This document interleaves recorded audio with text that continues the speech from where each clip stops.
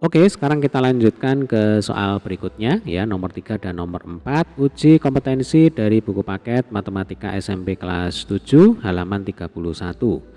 Kita ke nomor 3 dulu. Perubahan iklim menyebabkan perubahan cuaca yang ekstrim. Di suatu kota terjadi perubahan suhu yang drastis pada waktu tertentu. Jawablah pertanyaan berikut dan jelaskan jawaban kalian ya. Pertanyaan A.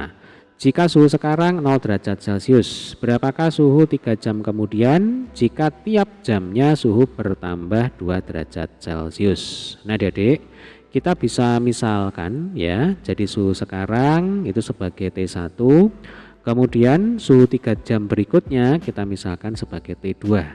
Jadi istilahnya T2 itu adalah suhu akhir, lalu T1 itu adalah suhu awal. Nah, logikanya yang namanya T2 itu akan sama dengan T1 ditambah perubahan suhu ya.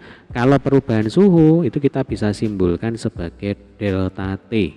Nah, jadi T-nya sendiri itu kan temperatur, suhu. Kemudian yang ada tanda segitiga ini dibaca delta ya. Delta itu artinya perubahan.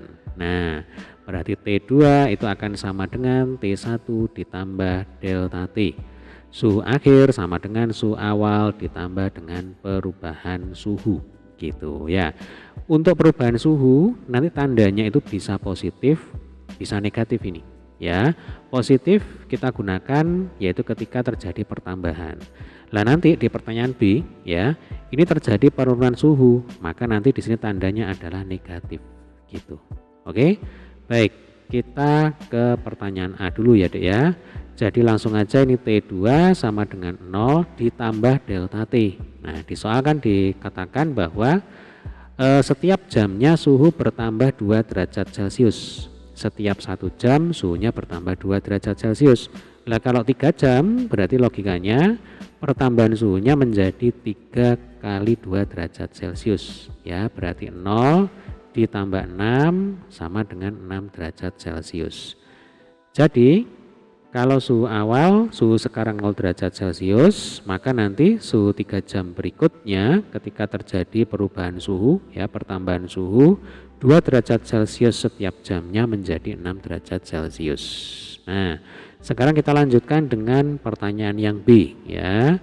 Jika suhu sekarang adalah 0 derajat Celcius, berapa suhu 4 jam kemudian jika tiap jamnya terjadi penurunan suhu sebanyak 3 derajat Celcius? Perhatikan di sini terjadi penurunan suhu ya. Maka nanti tanda tambah, tanda positif ini Adik-adik ganti menjadi tanda negatif ya.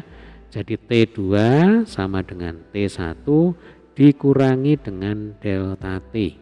Nah, kenapa kok tandanya diganti? Karena untuk di pertanyaan A itu terjadi pertambahan suhu. Nah, kalau di pertanyaan B ini terjadi penurunan suhu. Menurun berarti berkurang, makanya di sini negatif gitu ya. Oke, berarti di sini T2 itu akan sama dengan T1 ya, T1-nya 0. Lalu penurunan suhunya berapa derajat Celcius ya? Di sini diketahui setiap jamnya terjadi penurunan suhu sebanyak 3 derajat Celcius ya, itu setiap 1 jam. Berarti selama 4 jam itu akan terjadi penurunan suhu sebesar, di sini tandanya kurang ya, negatif. 4 dikali dengan 3. Nah, berarti 0 dikurangi 12 sama dengan negatif 12 derajat Celcius.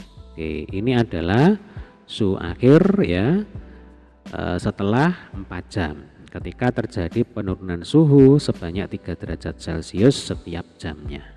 Baik, kita lanjutkan dengan soal nomor 4 ya. Kapal selam dapat menyelam hingga ke dasar laut. Kapal selam dapat bergerak hingga kedalaman 180 meter di bawah permukaan laut dalam waktu 3 jam. Lalu jawablah pertanyaan berikut ini. Oke. Yang A, gambarkan ilustrasi posisi kapal selam pada kedalaman 180 meter di bawah permukaan laut dengan menggunakan garis bilangan ya. Kalau permukaan laut sendiri itu bisa kita anggap kedalamannya sama dengan 0 ya, 0 meter. Nah, tinggal kita gambarkan seperti ini aja. Jadi kalau di sini adalah 0 meter ya, Maka posisi kapal laut kira-kira ada di sini lah ya. Nah, ini negatif 180 meter. Gitu ya. Jadi ini permukaan laut. Nah, ini adalah posisi kapal selam berada pada kedalaman 180 meter di bawah permukaan laut. Oke, lanjut ke pertanyaan B. Pada kedalaman berapa meter di bawah permukaan laut yang dicapai kapal selam dalam waktu 1 jam? Nyatakan dalam bilangan bulat positif atau negatif. Nanti jelas kita nyatakan dalam bilangan bulat negatif. Karena kan ini bermain dengan kedalaman. Nah, kalau kedalaman pasti negatif.